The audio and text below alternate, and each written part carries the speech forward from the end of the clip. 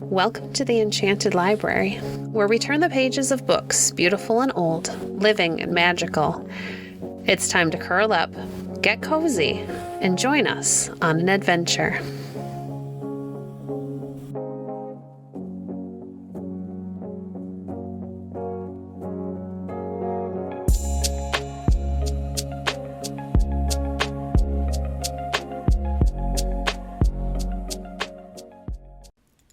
Today we're reading from the Heroes of Asgard by Annie and Eliza Keary.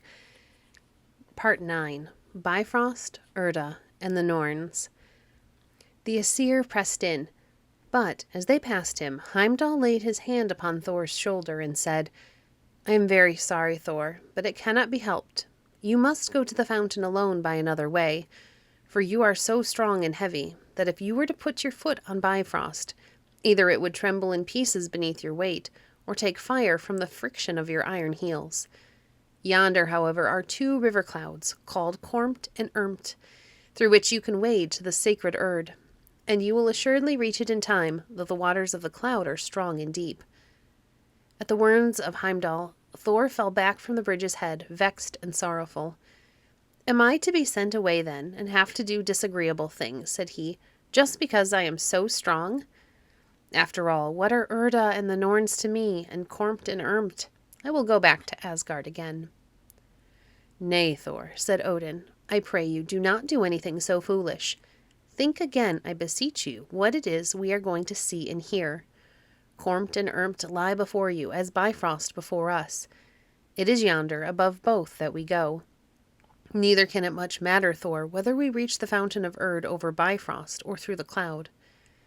Then Thor blushed with shame at his own weakness, which had made him regret his strength, and, without any more grumbling or hanging back, he plunged into the dreadful river clouds, whose dark vapors closed around him and covered him. He was hidden from sight, and the Aesir went on their way over the glittering bridge. Daintily and airily they trod over it. They swung themselves up the swinging arch. They reached its summit on a pale, bright cloud. Thor was there, already waiting for them, drenched and weary, but cheerful and bold. Then, all together, they knocked at the door of the pale, bright cloud. It blew open, and they passed in.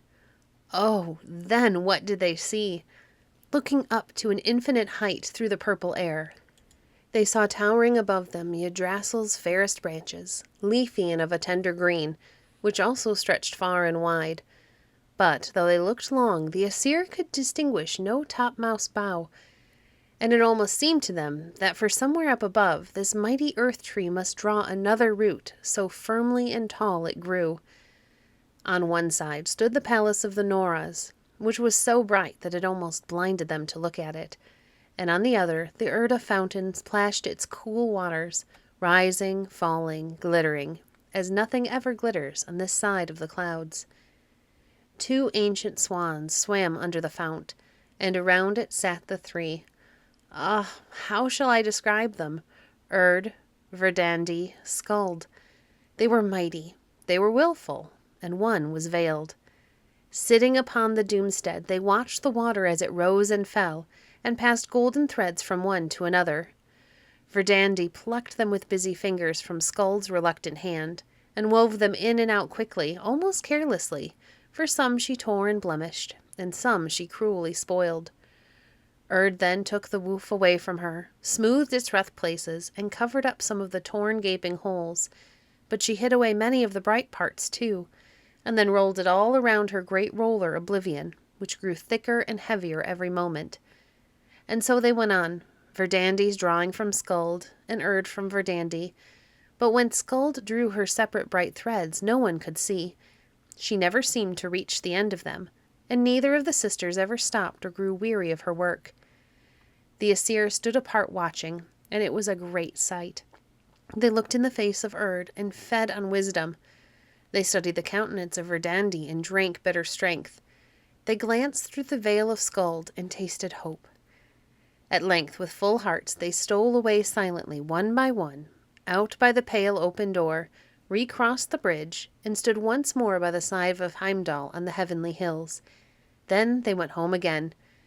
Nobody spoke as they went, But ever afterward it was an understood thing that the Aesir should fare to the doomstead of the Nornir once in every day. Thank you for joining us today. If you enjoyed today's episode, please leave a review on your favorite podcast platform and share our podcast with a friend. Visit our website at www.enchantedlibrary.net to see our past books or to connect with us on Facebook. If you'd like to support the work we do, you can visit our Patreon page at patreon.com/enchantedlibrary. We appreciate your support. Until next time, friends, happy reading.